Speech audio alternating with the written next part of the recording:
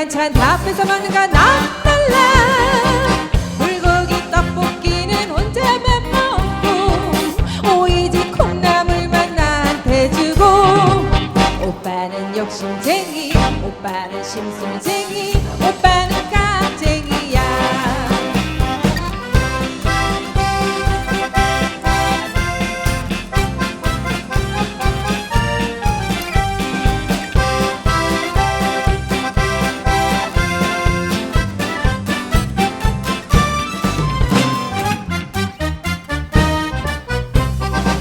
오빠는 트집쟁이야 뭐, 오빠는 심술쟁이야 뭐. 난 싫어 난 몰래 내 편지 보는 건 난 싫어. 명치자 구경 갈 땐 혼자만 가고 심부름 시킬 때면 엉벙땡하고. 오빠는 핑계쟁이, 오빠는 안달쟁이, 오빠는 트집쟁이야.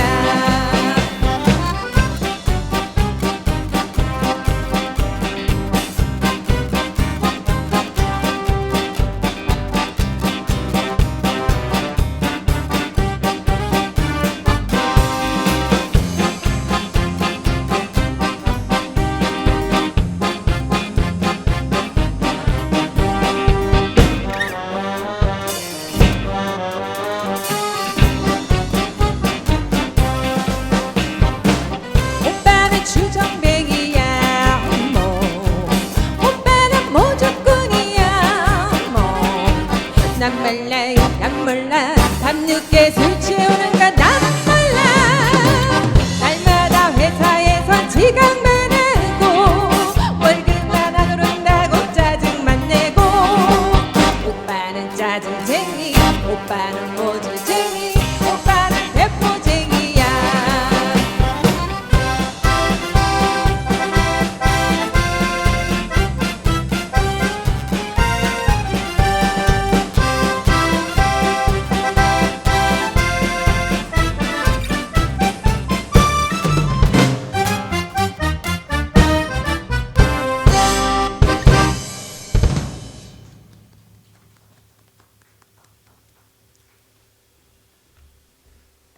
(2021) 문화가 있는 날 인천계양장 근대음악살롱 오늘 진행을 맡은 이승묵입니다.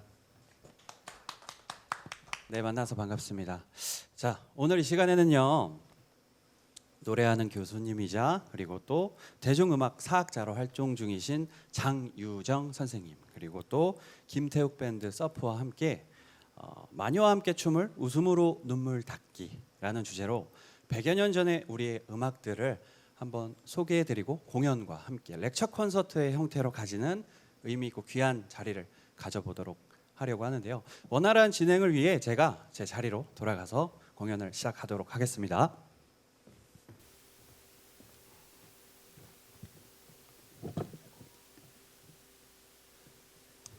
예, 이렇게 사실 진행자는 이렇게 앉아서 하는 게 조금 더 편하더라고요.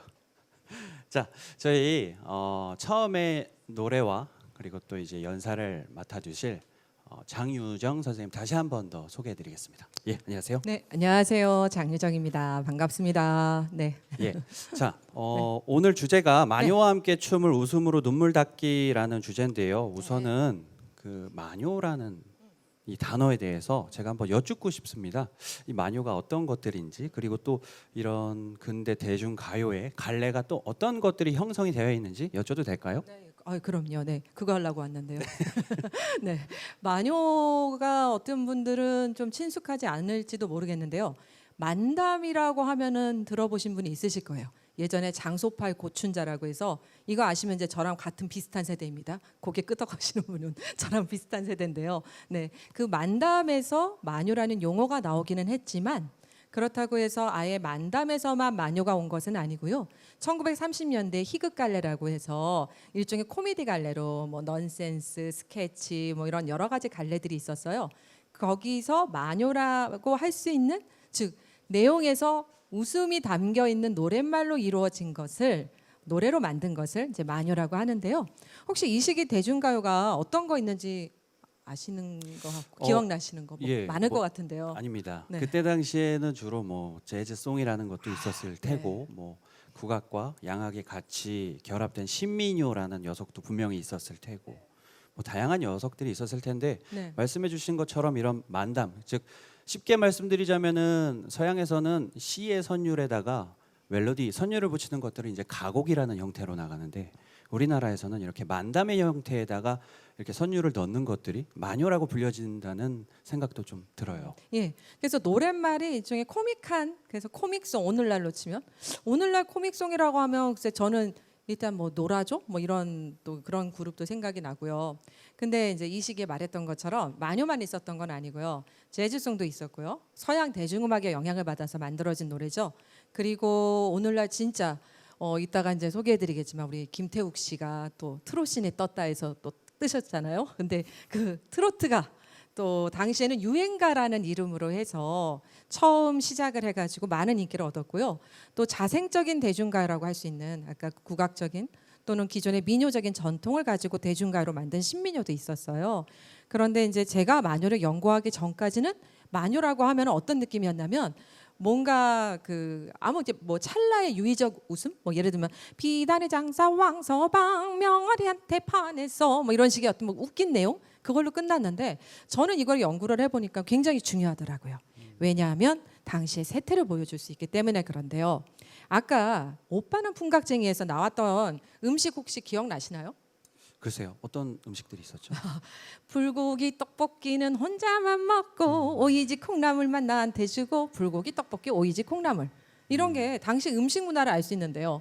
오이지 콩나물은 예나 지금이나 그냥 서민적인 반찬이었다면 불고기 떡볶이는 오빠가 여동생도 안 주고 혼자만 먹는 그런 반찬인 거죠. 그래서 이런 세태를 알려주는 음악으로서 의미가 있고요. 여기서 제가 궁금했던 건 이상하다. 떡볶이가 왜? 불고기까지는 이해가 되는데 그래서 떡볶이의 역사를 알아봤어요. 그랬더니 우리가 알고 있는 떡볶이는요. 그 1950년 이후에 그러니까 뭐 설이 몇 가지가 있긴 합니다만 마봉님 할머니라고 신당동에 계시는 그분이 빨간 떡볶이, 길거리뼈 떡볶이를 만들었고요. 그 전에는 어떤 떡볶이였을까요?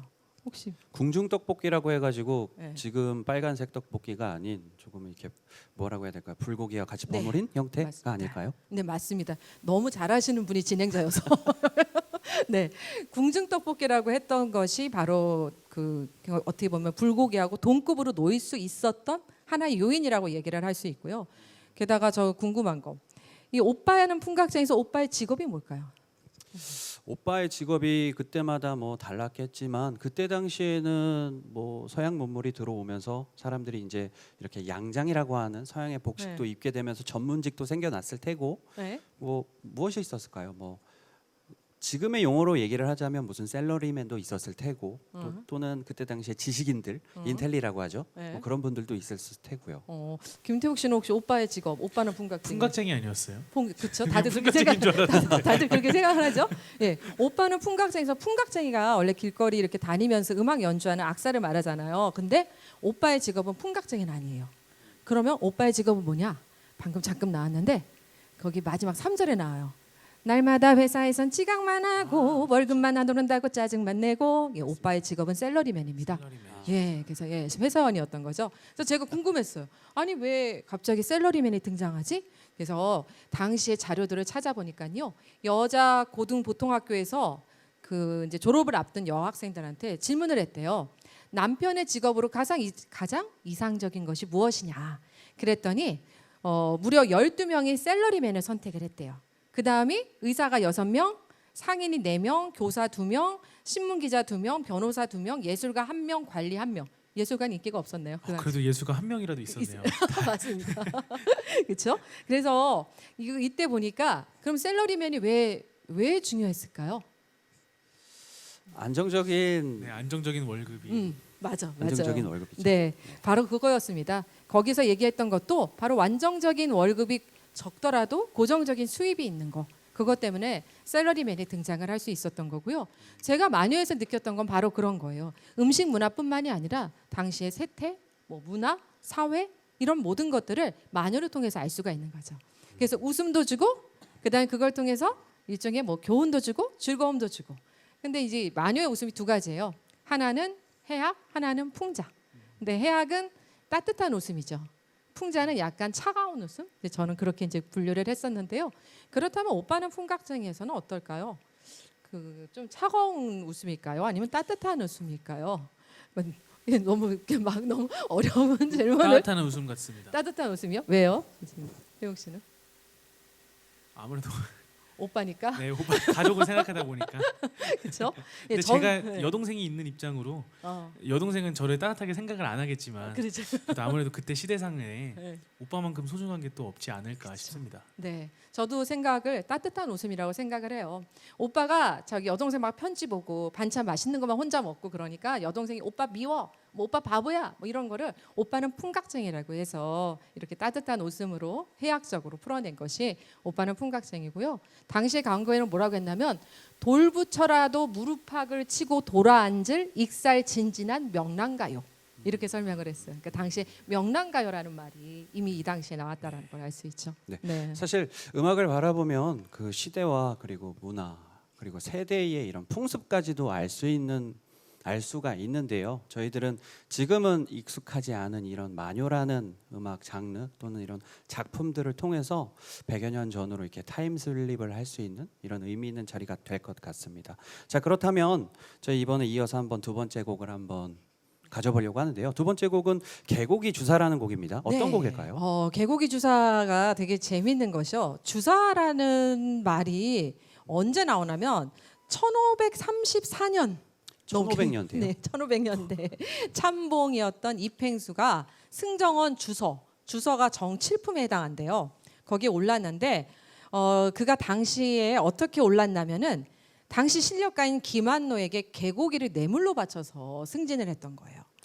그러니까 이게 개고기를 뜻하는 가장을 넣어서 가장 주서라고 불렀고 그게 이후에 개고기 주서가 됐어요. 이게 중종실록에 나옵니다. 네, 그래서 옛날에 그래서 네. 그런 뜻이 있었군요. 네, 그래서 어떻게 보면은 개고기 주사가 네. 이렇게 좋은 의미는 아니고요. 네. 뭔가 좀 안 좋은 의미긴 한데 일단 이 노래를 네. 김태욱 씨의 목소리를 한번 들어보고서 좋습니다. 다시 한번 얘기를 한번 해볼까요? 네, 좋습니다. 네, 그러면 김태욱 씨에게 개고기 주사 부탁드리겠습니다. 네, 알겠습니다.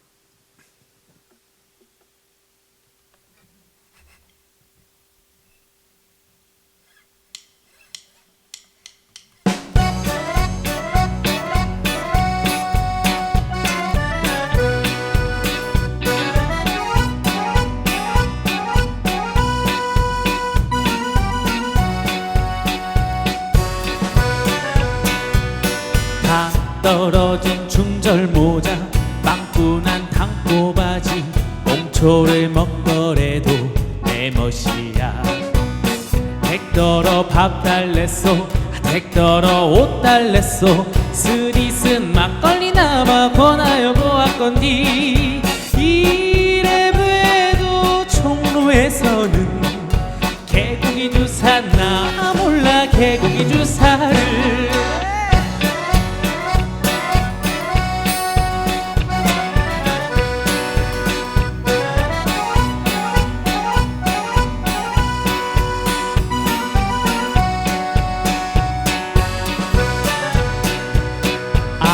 여름에 동복 입고 겨울에 하복 입고 옆으로 걸어가도 내 멋이야 댁더러 밥 달랬소 댁더러 옷 달랬소 스디슨 막걸리나마 권하여 보았건디 이래봬도 종로에서는 개고기 주사 나 몰라 개고기 주사를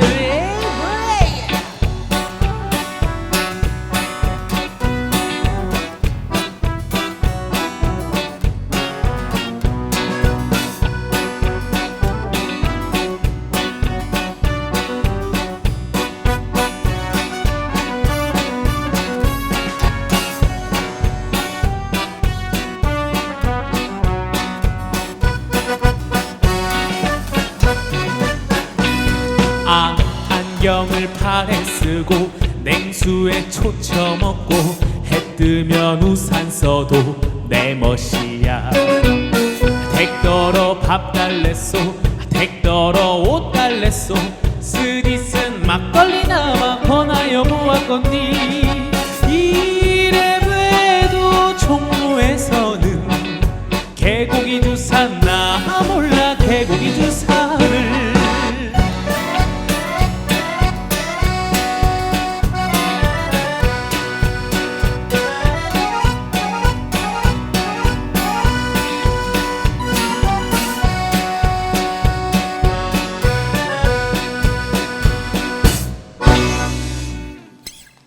감사합니다. 예, 저희가 이렇게 노래를 들어보니까 가사가 굉장히 재밌어요. 네, 그렇죠. 예, 내가 물론 정확한 가사를 모두 다 기억할 수는 없지만 내가 내 멋대로 행동하고 살겠다는데 너가 무슨 참견이냐라는 네. 내용인 것 같아요. 맞습니까? 맞습니다. 저는 사실 이 노래를 예. 정말 가사 뜻대로 주사, 그러니까 술 먹고 이제 주사를 부린다고. 근데 안주가 계곡이다. 저희는 그렇게 생각했고 저뿐만이 아니라 네. 우리 밴드 치는 기타 치고 아. 있는 친구도 제 실제 친구인데 네. 야 이게 무슨 뜻인 것 같냐 했더니 이거 계곡이 먹고 술 먹고 취해가지고 지금 주사 부리는 거 아니야 이러더라고요. 그러면 저희 장유정 선생님께서 네, 네, 네. 이 개고기 주사의 어원이나 이런 네, 곡에 대한 설명을 한번 보태어서 네. 설명해 주시면 좋을 것 같아요. 아까 그 이제 주사가 그러니까 네. 그렇게 주서. 읽어도 되지만 이제 주서에서 주사가 왔었던 거고요. 근데 저도 이제 비슷한 생각을 했던 게 맨 처음에는 이 정말 허세와 이런 걸 겉멋에 쪄든 어떤 남성의 모습. 그런데 다시 한번 또 제가 또 돌이켜서 생각을 해봤어요. 이 남성의 심정이 어땠을까? 이렇게라도 허세를 부리는 것 말고는 무언가 내세울 것이 없는 이 남성의 모습이 한편으로는 짠하게 연민이 오더라고요. 그래서 이럴 수밖에 없었던 1939년 당시에 어떤 남성의 모습 내세울 것도 없지만 난 내 멋대로 살 거야. 그래서 오히려 맨 처음엔 겉멋과 허영으로 얘기를 하다가 그냥 은연중에 짠한 마음이 들면서 좀 안쓰럽다고 해야 될까요? 그래서 이것도 들으면서 되게 웃기고 재밌지만 또 한쪽으로 좀 따뜻하게 연민이 느껴지는 그런 사실- 해악의 흡수. 사실 조금만 더 이렇게 깊게 들어가서 얘기를 드리자면은 1930년대 후반대에 들어가면은 이제 조선이 이제 일제강점기의 정점에 들어갑니다. 이제 교육령도 이제 3차 교육령, 조선 교육령 3차로 들어가면서 1, 2차를 거치면서 3차 교육령에서는 드디어 이 일본 제국의 식민이 되는 게 거의 완성이 되다시피 하면서 이런 조선에 있는 이런 한국 사람, 조선 사람들이 그 일본의 식민지화가 되는 데에 거의 일조가 되고 이런 것들이 이제 문화적으로도 다 볼 수 있고 이게 감상적으로나 또는 이 사람들의 이런 생각이나 개념들에서도 이게 볼 수가 있는데 겉으로 볼 때는 이런 것들이 굉장히 위험한 말이지만 근대화를 되는 것처럼 보일 수 있지만 그럼에도 불구하고 그 안에는 갈증과 그리고 또 이런 것들 아픔들이 있는 것들 그게 이제 마녀를 통해서 또 발현이 되지 않았나라는 생각도 그렇죠. 해봐요. 그래서 저는 마녀가 중요하다라고 생각을 했던 거예요. 그러니까 처음에 무슨 찰나의 유의적 웃음 그것만으로 말하고 말기에는 너무나 많은 의미들이 담겨 있다라는 생각을 했었던 거죠. 그래서 연구를 했던 거고요. 아유, 네, 좋습니다. 네, 자 네. 이번에는 네. 이어서 한번 다음 곡 한번 넘어가 보겠습니다. 예, 다음 곡은 어떤 곡인지 한번 직접 네. 소개를 해주시면 좋을 것 같아요. 활동 사진 강짜인데요. 혹시 활동 사진이 뭔지 아시나요? 아시죠? 너무 잘할 것 같고 김태욱 씨 혹시 활동 저는 사진? 말 그대로 활동하고 있는 사진으로 이렇게 저희 저는 이게 네. 곡을 준비할 때 네. 이게 마녀가 너무나도 옛곡이다 보니까 어떤 분도 이 노래를 정리를 해서 뜻을 이제 검색을 해도 정리된 게 없는 거예요. 네. 예. 그렇다고 또 교수님께 제가 여쭤볼 수도 없었고 물어보죠. 그래서 저희 스타일대로 한번 곡 해석을 잘 해봤습니다. 아 그렇군요. 네, 이게 네. 보니까 가사를 보니까 무슨 영화를 보는데 남녀가 이제 영화를 보는데 이제 질투를 하는 약간 그렇게 그냥 해석을 했어요. 맞아요. 맞나요? 맞습니다. 굉장히 잘하셨습니다. 네. 왜냐하면 활동 사진이 영화잖아요. 맞습니다. 네, 근데 당시 서양 영화가 들어오면서 이제 사람들이 영화랑 현실이랑 구별이 잘 안 되는 거죠. 그래서 영화 속의 남자 주인공 보고 아내가 웃으니까 너 왜 웃어? 뭐 그러니까요. 이렇게 되는 그렇게. 거고요.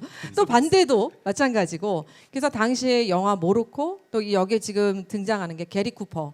굉장히 유명한 그 남자 배우고요. 예. 또 그레타 가르보, 가르보라고 굉장히 아름다운 또 여성 이름이 또 배우 이름이 나와요. 그런데 일단은 한번 노래를 부르고 그 다음에 또 이어가면 어떨까요? 예, 좋습니다. 이번 곡은 네. 특별히 두 분께서 같이 노래를 부르시는 곡이죠? 네, 네, 김태욱 씨랑 저랑 같이 불러보겠습니다. 무대에서 뵙겠습니다. 네.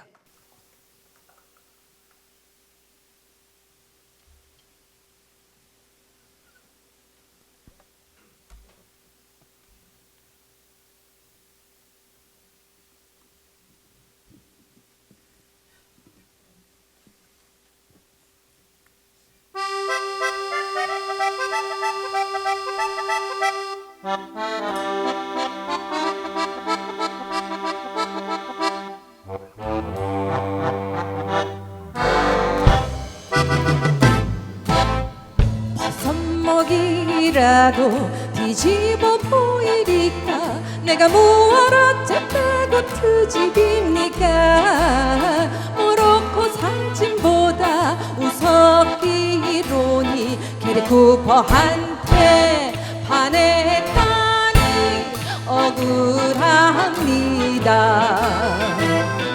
이런 도무지 곧 들어맞고 답답한 노릇이 또 어디 있다.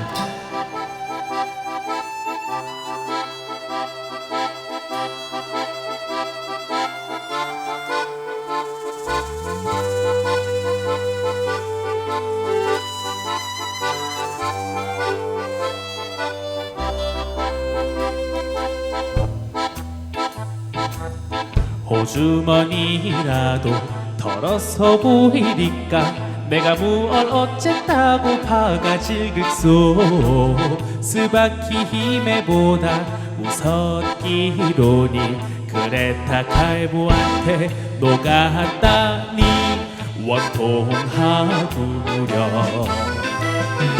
이런 도무지 곧 들어맞고 답답할 노릇이 또 어디 있다.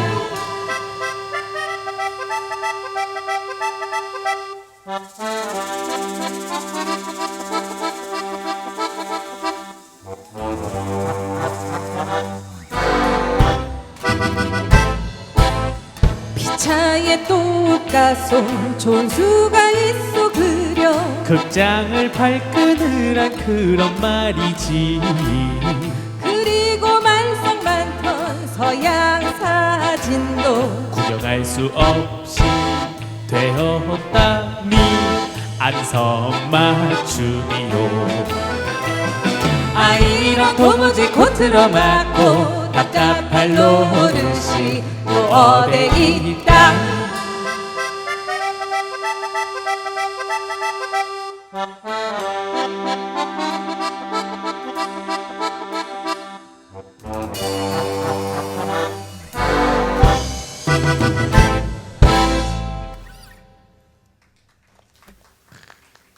감사합니다.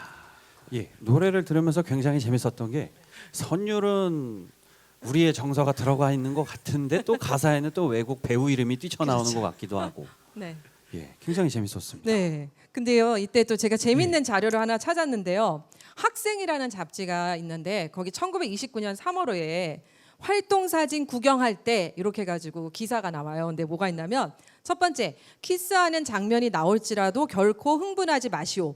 배우들은 키스한 뒤에 반드시 양치질을 한답니다. 이렇게 적혀 있고요. 첫 번째, 또 두 번째, 굉장한 건물이나 화려한 실내가 나오더라도 결코 놀라지 마시오. 사실은 책상 위에 만들어 놓은 조그만 장난감이랍니다. 이랬고요. 세 번째, 여배우나 남배우에게 속없이 미치지 마시오.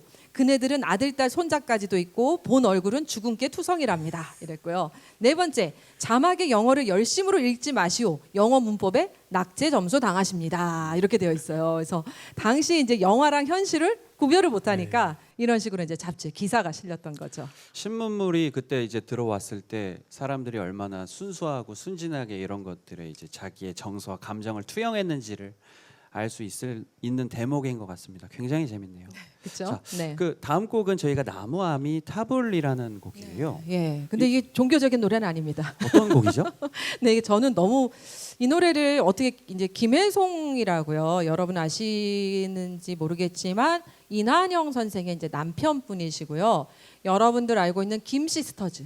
예, 김시스터즈의 부모님이죠. 아버지죠. 근데 이 김혜송 씨가 작곡도 잘하고 노래도 잘 부르셨어요. 그래서 본인이 작곡을 하고 본인이 노래를 불렀는데 너무나 재밌는 게 무심하게 불러요. 근데 뭐냐면 좋아하는 여자가 있는데 이 여자가 본인한테 아무 반응이 없는 거예요. 그래서 나만 믿고 나만 따라왔으면 족들이나 씌워주지. 네가 뭔데 버팅기다가 뭐 이러면서 약간 원망하듯이 말하면서 마지막에 간샴보살 이렇게 연부를 외우는 거죠. 그러니까 굉장히 어떻게 이런 가사를 쓸 수 있고 이런 노래를 만들 수 있나 굉장히 재밌게 들었던 노래이기도 해요. 네. 사실 그 김혜송 선생님 같은 경우는 저희들이 이제 자료를 보시면은 쉽게 찾아볼 수도 있는데 외모 또한 굉장히 준수하십니다. 그렇죠. 그래서 네. 지금 오늘 노래를 이제 해주실 저희 김태욱 씨와도 굉장히 오마주가 될 것 같아요. 한번 말이 필요 없으니까 한번 네. 감상을 해보면 좋을 것 같습니다. 그렇죠. 김태욱 씨의 목소리로 나무아비 타불입니다.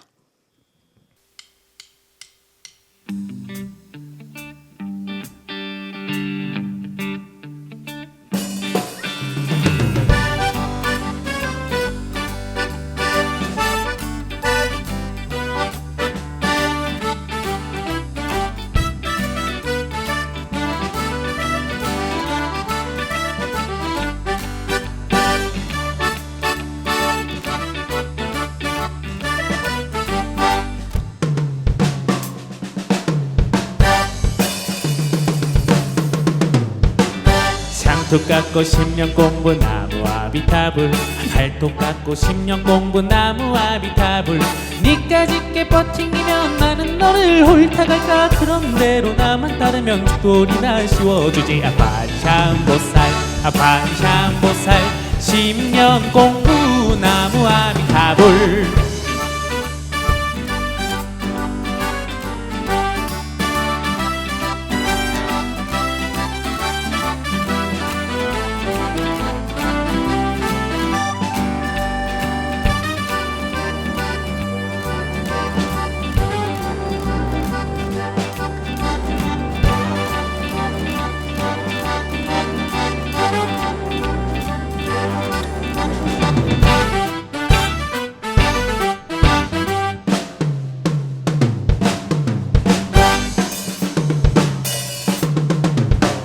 좁쌀 먹고 10년 공부 나무 아미타불 도라지 먹고 10년 공부 나무 아미타불 되자는 게 된 척하면 허리 굽힐 난 줄 아나 그런대로 나만 쫓으면 가마라도 태워주지 관ሻ보살 관샤보살 10년 공부 나무 아미타불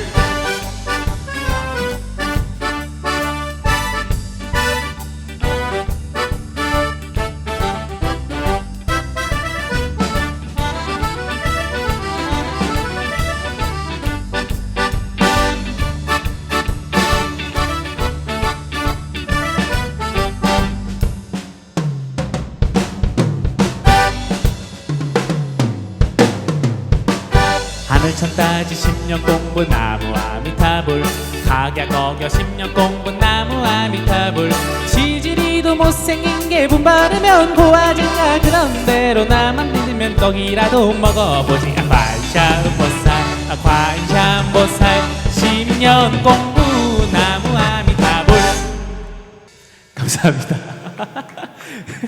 네, 갑자기 뚝 끊어져서 원래 네 맞아요. 원래 이게 마지막에 약간 옛 가요 생각하면 원래 떡이라도 먹어보진데 관시음보살 또 불교에서 또 고기는 또 원래는 이게 고기라는 가사가 있고 떡이라는 가사가 있었는데 네. 전 개인적으로 고기가 너무 좋아서 마지막 고기라고 했습니다. 큰일 납니다. 근데 예, 스님들이 고기 먹으면 그렇죠. 근데 이 시대에 따라서 또 가사도 또 바뀌기는 하니까 맞아요. 예, 처음에는 떡을 드셨습니다. 아 근데 네. 제가 저도 모르게 너무 배가 고파가지고 좋습니다. 네. 그 노래를 들어보니까 제목은 나무아미타불인데 네. 이제 그 안에는 아까 이제 곡 설명을 해주신 것처럼 이런 것들에 대한 뭐라고 해야 되죠? 나는 공부를 하고 뭐 이렇게 열심히 하는데 이런 것들이 잘 안 됐다는 뜻인가요? 결국에는? 그러니까 여자가 자기 마음대로 안 된 겁니다. 아 공부가 마음대로 공부가 아니고요. 제가 네. 너무 모범적으로 너무 모범생입니다. 예. 아니, 저도 근데 공부가 안 됐다는 건 줄 알았어요. 처음에는 아니에요. 정말 그냥 저기 뭐야. 본인이 나를 좀 쫓아오고 나만 믿고 좀 따라왔으면 너 결혼이라도 하고 쪽들이라도 씌워봤을 텐데 나를 홀대하고 이제 그런 본인이 이제 저 못나서 여자가 도망간 거 가지고 이제 여자한테 이제 뭐라고 하는 거죠. 나만 믿고 따라오지 뭐 이런. 쉽게 말하면 그냥 네. 짝사랑 러브송인데 네, 어떻게 보면 그렇죠. 네, 예, 이런 예. 것들이 그때 당시에 정서가 반영이 돼서 예.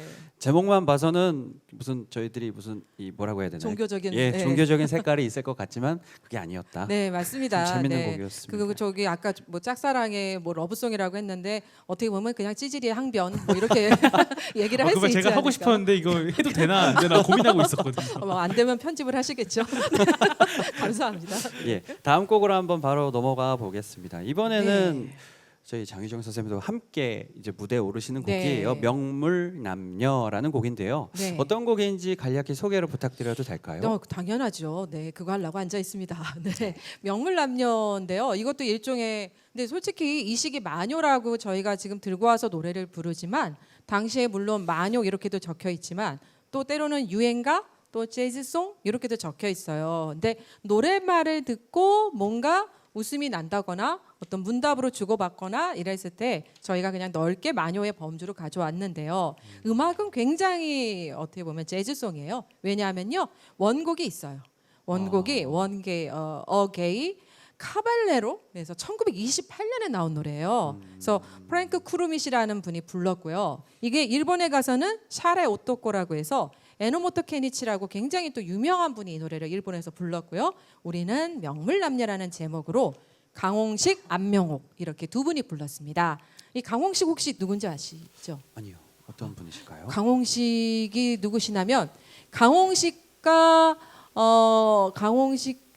전옥 씨가 결혼을 해서 강효실 씨를 낳아요. 강효실 씨와 최무룡 씨가 결혼해서 누굴 낳죠? 최민수 씨를 낳습니다. 최민수의 외할아버지세요. 그래서 이 노래의 원곡을 부르신 분이 최민수의 외할아버지인 강홍식이고 그다음에 안명옥이라는 분이 같이 불렀는데요. 말은 명물남녀인데 노래를 들어보면 이 명물이라는 것이 약간 그 일종의 반어법? 실제는 명물이 아닌데 그냥 명물인 것처럼 얘기를 하고 있는데요. 노래를 일단 불러보고 예, 한번 같이 좋습니다. 이야기를 나눠볼까요? 예, 무대에서 뵙겠습니다.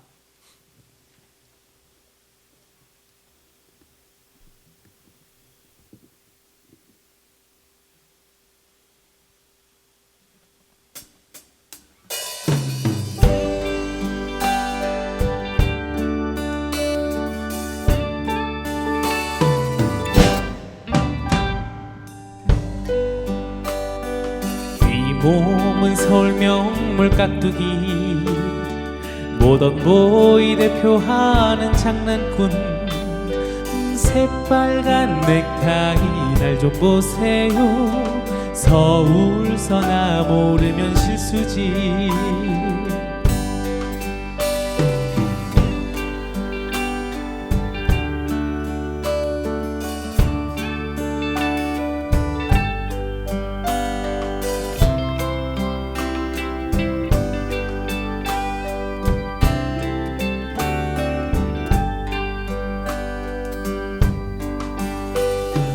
나는 또 누구신데 이러우 직업부인 대표하는 웨이트레스 하나꼬상 고신기에 잠은 못 자나 헐간들 녹이는데 제일이야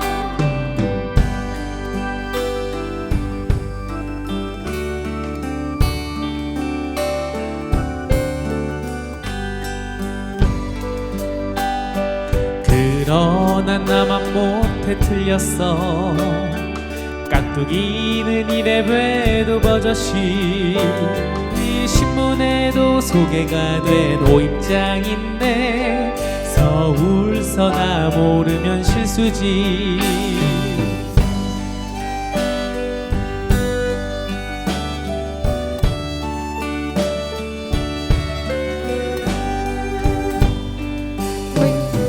웨이트리스 무서운 님 모르나 광산대왕 아무개도 그렇고 누구누구 이름 있는 세력가들도 우리들 여자에게 녹았지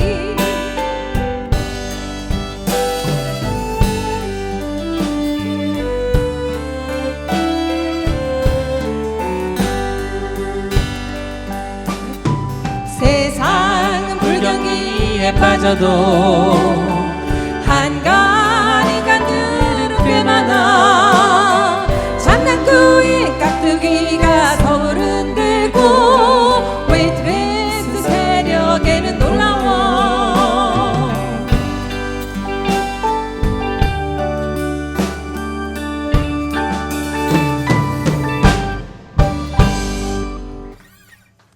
감사합니다. 예, 아 노래가 굉장히 서정적이네요. 예, 이게 노래 선율만 들었을 때는 굉장히 서정적인데 가사를 가만히 들어보니까 서울에서 나 모르면 실수지 맞나요? 네, 맞습니다. 이런 재미있는 단어도 있는 것 같고 네. 이 가사 내용에서는 재미있는 게 어떤 게 또 있었을까요? 일단은 당시에 다방하고 카페에 대해서 좀 알아야 되는데요. 우리가 예. 다방하면 좀 어떤 느낌이세요? 다방. 다방은 물론 다방과 카페가 지금의 기준으로 봤을 때는 둘 다 이제 차나 커피를 하는 자리이긴 하지만 시대의 변천의 과정에 따라서 예전에는 다방으로 불려줬고 현재는 카페로 변해줬다라는 정도인 네. 것 같아요. 많이 알고 계세요. 그럼 혹시 이 시기 카페라고 하면 태욱 씨는 뭐 떠오르는 거 있으세요? 카페? 아이스 아메리카노, 맞습니다. 별다방 뭐 이 정도밖에 그쵸? 모르겠어요. 네. 그런데요. 제가 이 시기 대중음악을 연구하다가 오늘날 제가 알고 있는 카페 이렇게 막 커피 마시고 그런 곳으로 노래 가사를 접근을 하니까 해석이 안 되는 거예요. 그래서 자료를 찾아봤어요. 그랬더니 다방이 오늘날 우리가 카페라고 하는 곳 지금 말씀하셨던 차를 마시고 커피를 마시는 곳이고요. 이 시기 카페는요. 일종의 여급들의 술 시중을 받으면서 술을 마시던 일종의 오늘날의 룸살롱, 그 룸살롱을 당시에는 카페라고 했더라고요. 물론 이제 고급 레스토랑도 카페라고 했지만 그래서 당시 또 잡지에서 제가 자료를 갖고 왔는데 뭐라고 적혀 있냐면요. 카페에 대해서 얘기를 한 거예요. 술과 계집 그리고 엽기가 잠재하여 있는 곳이다. 붉은 등불, 파란 등불, 밝지 못한 상대리아 아래에 발자취 소리와 옷자락이 비비어지는 소리, 담배 연기, 술의 냄새, 요란하게 흐르는 재즈에 맞춰서 춤추는 젊은 남자와 여자, 파득파득 떠는 웃음소리와 흥분된 얼굴, 그들은 인생의 괴로움과 쓰라림을 모조리 잊어버린 듯이 즐겁게 뛰논다. 그러니까 완전히 우리가 알고 있던 그 다방의 모습이 아니라 여급의 술 시중을 받으면서 술을 마시던 곳이었기 때문에 이렇게 표현을 했던 거죠. 아이스 아메리카노는 전혀 관련이 없는 곳이었어요. 그렇죠. 그거는 이제 카페가 다방을 가야지 마실 수 그러네요. 있죠. 네. 그래서 당시에 카페를 동아일보에서는요. 1935년 6월 30일자에 육감적이다 못해 유욕적인 공간 뭐 이렇게까지 표현을 했고요. 반면에 다방은 동방적이면서도 고전적인 장소. 그래서 지금 명물남녀에서 나온 그 웨이트레스가 카페에서 일하는 카페걸이에요. 그러니까 일종의 여급인 거죠. 그리고 이 깍두기가 혹시 누군지 물론 두 가지 뜻이 있겠지만 네. 식재료의 그 저희 차 안에서의 깍두기도 있겠지만 네. 외모로 봤을 때 이렇게 뭐라고 해야 되죠? 그런 그 단어를 순화를 하다 보니 어떻게 해야 될지 잘 모르겠지만 이렇게 다부지신 분들을 뜻하는 건가요? 또 깍두기 하면은 뭐 떠오르세요? 저도 그 두 개를 생각을 하고 있었는데 예. 저도 사실은 맨 처음에 깍두기라고 하면 네. 옛날에 왜 건달이나 약간 그 좀 안 좋은 세상에 어두운 세계에 계신 분은 우리 깍두기라고도 했었잖아요. 근데 실제로 깍두기란 분이 계셨대요. 본명은 고흥자 택자. 고흥택인데 이분이 항상 빨간 넥타이를 메고 같은 시간에 그 서울 오늘날 서울 거리를 이렇게 다니셨대요. 그래서 실제로 신문에도 실렸었고 일종의 모던보이의 상징이기도 하고 그래서 그런 분을 이제 깍두기라고 했는데 그러한 내용들이 다 담겨 있는 거죠 노래 속에. 근데 재밌는 건 여급하고 그 깍두기하고 내가 잘났어, 내가 더 잘났어 서로 막 이렇게 얘기하는 거예요. 네가 난 이 정도야. 내가 명물이다. 난 명물이야. 근데 마지막에 만약 여기서 끝났으면 아니 이게 노래가 뭐야 할 텐데 맨 마지막이 이 노래 어쩌면 교훈인 거죠. 그러니까 세상은 지금 불경기에 빠졌는데 한심한 인간들이 너무 많다. 그러면 안 되지 않냐. 마녀가 바로 그겁니다. 그래서 즐거움과 교훈을 동시에 주는 노래. 근데 네. 그런 와중에도 이렇게 서정적인 너무 달콤한 너무 선율이 멜로디가 굉장히 매력적인 것 같아요. 맞습니다. 하나만 더 예를 네. 들어볼까요? 카페 바론이라고 있었는데요. 1927년에 개업을 했는데 여급이 18명이 있었어요. 근데 거기에서도 뭐라고 표현하냐면 카페 바론의 하룻밤 축음기에서 재즈가 황소 소리 같이 흘러나온다. 웨이트리스들의 어깨가 실룩실룩 엉덩이가 꿈틀꿈틀. 그래서 우리가 알고 있는 그 카페하고는 좀 다르다라는 걸 알 수 있고요. 당시 카페 여급수가 1930년대 36년 기준으로 1,005명이 있었어요. 그러니까 굉장히 많았던 거죠. 서울 시내만요. 그리고 다방하고 카페를 좀 달리 얘기를 했었고 다방은 다방걸, 카페걸이라고 했을 때 카페걸은 굉장히 뭔가 약간은 좀 안 좋은 쪽으로 얘기를 했다면 다방걸은 또 다르게 또 인식을 했었고요. 당시에 또 재밌는 것 중에 하나는 카페 은송정이라고 있었는데요. 사실 이 당시에 그 조직폭력단이 굉장히 이렇게 어떻게 보면 힘이 셌었죠. 그래서 되게 대표적인 세 개의 조직폭력단이 있었는데 우미관사자, 다방골 평양서방, 그 다음에 은송정태랑 있는데 이 은송정태랑이 뭐냐면 은송정이라는 카페의 뒤를 봐주면서 사건 사고가 일어나면 해결해줬던. 예, 그래서 그런 어쩌다 보니까 제가 대중문화를 연구하고 대중음악을 연구하다 보니까 다방 카페 연구하게 되고 그다음 조직폭력배 연구하게 되고 먼저 그렇게 됐습니다. 그래서 굉장히 이야기가 많이 담겨 있는 노래입니다. 김태욱 씨는 네. 야인시대 김두한 저는 유일하게 딱 들었던 세 개 중에서 유일하게 우미관 딱 하나 알거든요. 야인시대가 뒤에도 그럴 것 같지만 제 또래 세대는 이제 그때 당시 야인시대라는 그쵸. 드라마를 보면서 굉장히 감명 있게 봤었고 네. 1부 보고 이제 2부 때는 이제 어리고 갑자기 이제 2부로 딱 돌아가면서 약간 이제 정치면으로 넘어가니까 저희들 어렸을 때는 재미가 없었거든요. 네. 근데 이제 좀 나이가 들고 그거 보니까 이제 그게 더 재밌더라고요. 예, 네. 저희들이 이렇게 음악을 한번 감상을 해봤는데 이 가사에서 나오는 단어 하나 하나에도 지금의 정서와는 전혀 다르게 이게 뜻이 있다라는 것을 이해를 하면은 조금 더 맛있고 구수하게 이 작품을 즐길 수 있지 않을까라는 생각을 또 한번 해봤습니다. 자, 다음 곡으로 한번 넘어가 볼 건데요. 네. 이번 곡의 제목은 뭔지 직접 한번 말씀해 네. 주시죠. 1939년에 나왔고요. 김장미라는 분이 불렀던 엉터리 대학생이에요. 엉터리 네, 대학생. 엉터리 대학생인데요. 근데 이제 노래를 시작하기 전에 가사를 살짝 설명을 해드려야 이 노래를 이해할 수 있을 거예요. 일단 당시 다방하고 관련된 두 개의 신조어가 등장을 해요. 네. 하나는 벽화, 하나는 금붕어예요. 벽화는 어떤 뜻일 것 같습니다. 벽화요. 네, 벽화 말씀하시는 네, 거예요? 벽화죠. 말 그대로 벽에 그림을 그리는 그림이 그려져 있는 작품 또는 그림을 거는 행위를 네. 벽화라고 하지 않을까요? 정말 모범생이세요. 네, 이게 다방의 커피가 싸지가 않으니까 딱 한 잔만 사가지고 이 사람이 하루 종일 있는 거예요. 그래서 이 사람이 벽인지 사람인지 알 수 없다. 그래서 은유적으로 표현을 한 게 그렇죠. 벽화다. 예, 그래서 이 말씀이신 벽화라고 하는 거죠? 거고요. 그다음 또 하나가 있어요. 약간 요즘 세대로 네. 치면은 술집 가가지고 그냥 소주 한 병 시키고 계속 안주 있는 하나도 거예요. 안 시키고 예, 안주 그대로. 기본 안주에다가 소주만 계속 먹는 그렇죠. 그런 네. 스타일이네요. 맞습니다. 그러면 금붕어는 뭘까요? 뻐끔뻐끔거리는 금붕어 거 같은데 응. 여기서도 많이 쓰는 이제 금붕어는 아니요. 은유적인 표현 같아요. 네, 맞아요. 예, 뭔가 계속 말이 많은 사람 맞나요? 금붕어가 말만 하나요? 그러니까 뭐 먹죠?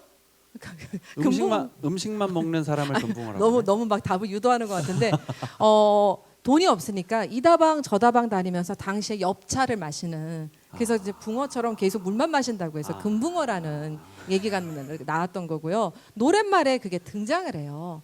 그리고 하나가 또 이제 이 당시 시대적인 것이 그러다 보니까 다마찍기가 등장을 하는데 다마찍기는 뭘까요? 그건 또 뭘까요? 공부는 5끝, 다마찍기는 500끝이에요. 이 학생이 얼마나 엉터리냐면 공부는 공부니까 알 거고 다마찍기는 당구예요? 맞습니다. 당구. 당구.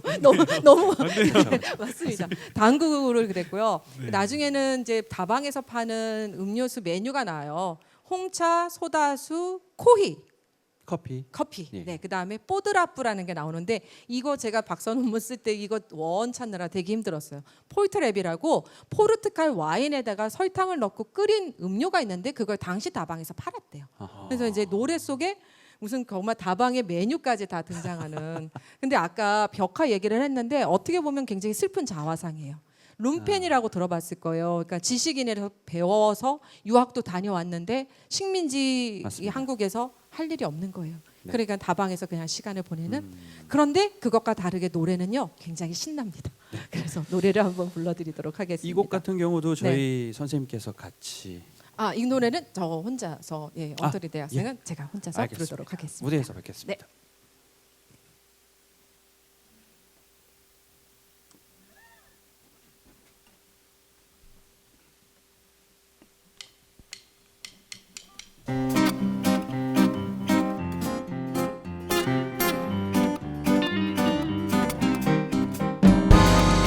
우리 옆집 대학생 호떡주사 대학생은 10년이 넘어도 졸업장은 캄캄해. 아서라 이 사람아 참마에 탁하고 밤마다 참고 내가 홀짝이지요.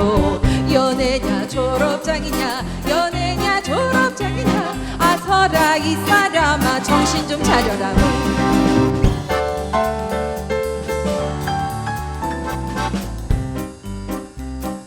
우리 옆집 대학생 향수장사 대학생은 공부는 5글 다 맞추긴 500글. 아서라 이 사람아 정말 섭섭해. 밤마다 자꾸 대가 걸작이지요. 공부냐 다 맞추기냐 공부냐 다 맞추기냐. 아서라 이 사람아 정신 좀 차려라.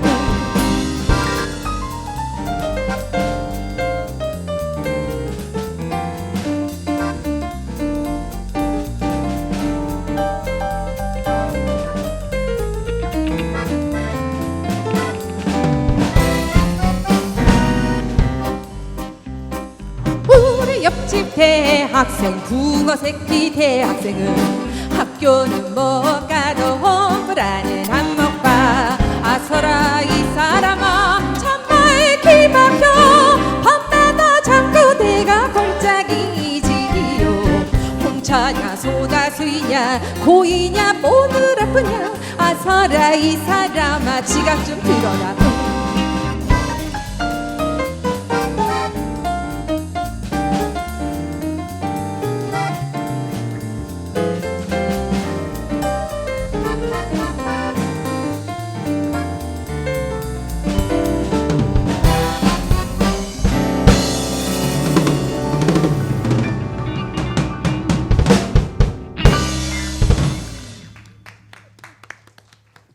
예, 노래가 굉장히 저는 사실 이 음악 들으면서 너무 또 깊게 생각했는지 모르겠지만 사실 그 예전에는 우리나라에 이런 교육기관이 이제 서당이라는 게 있었지 않습니까? 서당은 뭐 물론 여러 가지 갈래가 있겠지만 그럼에도 불구하고 신분에 맞춰서 주어진 신분에 맞게끔 이 교육을 받을 수 있는 환경이었어요. 근데 이제 근대화로 넘어가면서 이 학교라는 이 개념이 생기면서 이 많은 사람들이 되도록 다양한 사람들, 모든 사람들이 평등하게 같이 교육을 받는다라는 게 제 1목적이거든요.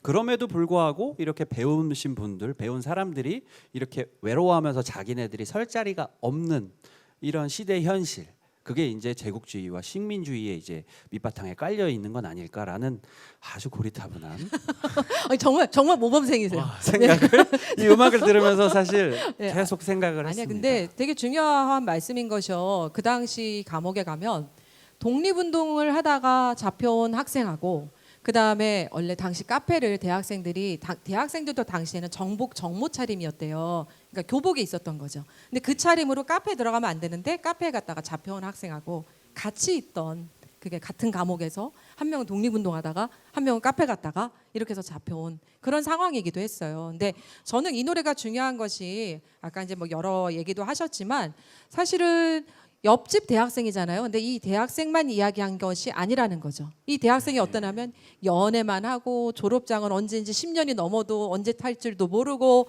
게다가 당구 좋아하고 멋부리기 좋아하고 아까 3절 가사에 홈뿌라라는 말이 나왔는데 예. 혼이 이제 지금의 본정이에요. 충무로 쪽이거든요. 불화는 어슬렁어슬렁 걸어 다니는 거예요. 그래서 그 왜 속된 말로 땡땡이 있잖아요. 이 학생이 학교는 안 한다고 땡땡이 치고 다방 다니고 이러는 거예요. 그런데 이걸 들으면서 막 웃죠. 웃는데 한편으로는 이런 행태를 보여주는 그 모든 대학생들에 대한 일종의 조롱인 거죠. 그래서 차가운 웃음, 아까 말씀드렸던 따뜻한 웃음 해악, 그다음에 차가운 웃음 조롱 풍자. 그래서 이 풍자가 여기에 담겨 있어서 저는 의미가 있다라고 보고 그게 어떤 만유의 의미가 아닐까라는 생각을 해봤습니다. 네. 감사합니다. 저희 김태욱 선생님께서는 김태욱 씨께서는 이 음악 들으시면서 어떤 뭐 생각이나 그 감상을 하셨는지 제가 여쭤도 될까요?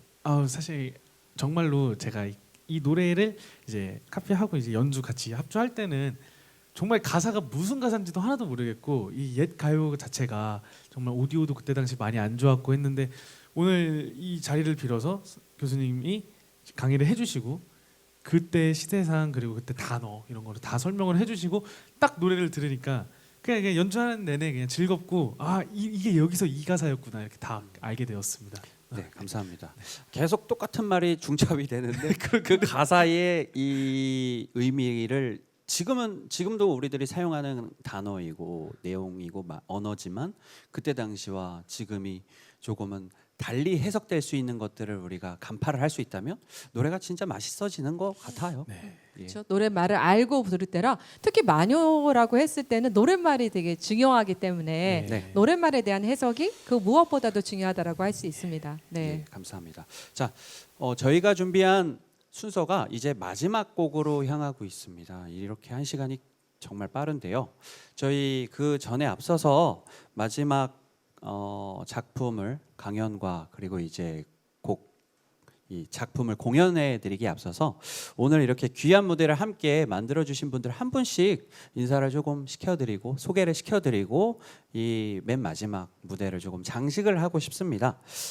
우선은 기타의 홍관표 씨, 예, 감사합니다. 그리고 드럼의 강신명 씨, 예, 감사합니다. 그리고 베이스의 김재형 씨, 네, 건반의 이준기 씨, 그리고 건반의 김상준 씨, 그리고 노래와 기타의 김태욱 씨. 예, 감사합니다. 오늘 너무 즐거운 자리인데 맨 마지막으로 저희들이 들을 작품은 황성의 적 또는 황성예터라는 작품이라네요. 네. 어떤 말씀을 해주실 수 있으실까요? 네, 갑자기 마녀에서의 마지막 곡이 황성의 적, 그러니까 지금 황성예터로 알고 있는데 원래 1932년에 음반에 나올 때는 황성의 적, 자취적자를 써서 그 제목으로 나왔었거든요. 근데 마녀와 함께 춤을이었잖아요. 그리고 웃음으로 눈물 닦기라고 얘기를 했어요. 그거 제가 한 말은 아니고 민요를 연구하시는 김대행 선생님이 이 말을 하셨었습니다. 그래서 웃음으로 눈물 닦기. 그런데요, 우리가 웃음으로 눈물을 닦기도 하지만 눈물로 눈물을 닦기도 합니다.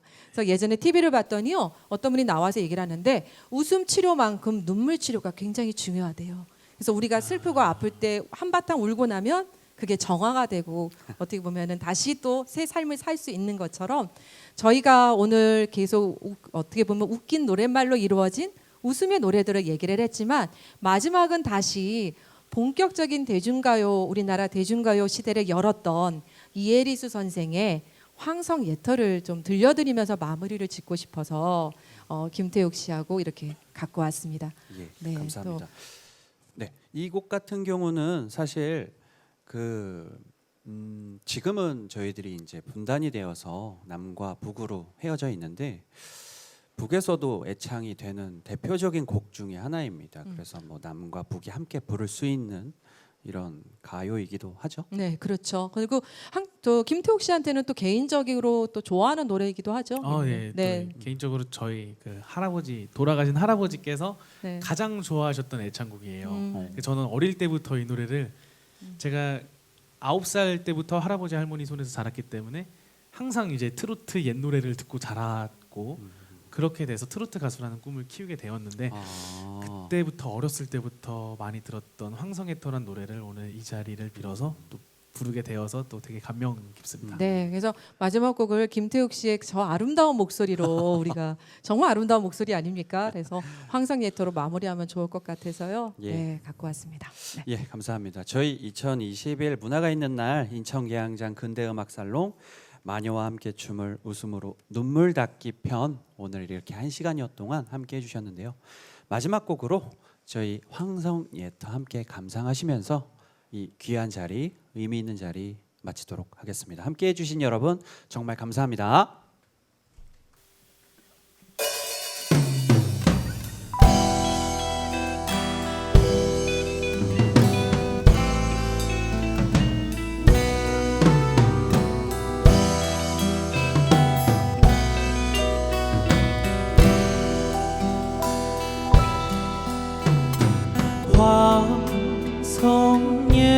황성예터의 밤이 되니 월색만 고요해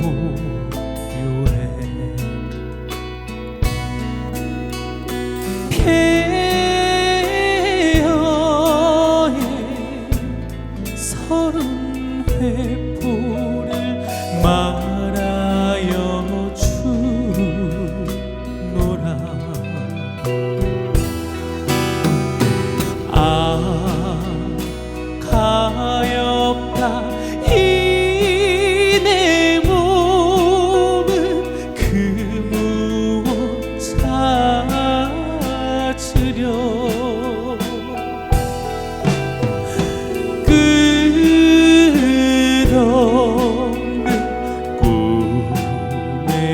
거리를 헤매어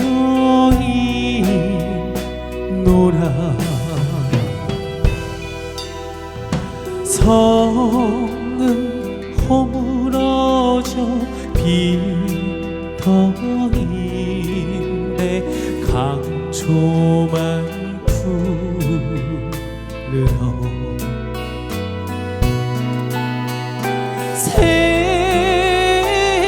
세상이 허무한 것을 말하여 주노라.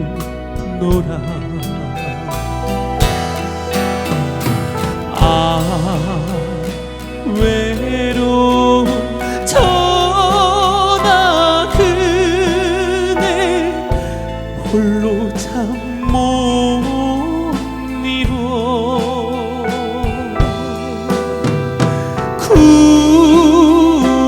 구슬픈 벌레 소리에 말없이 눈물 져요.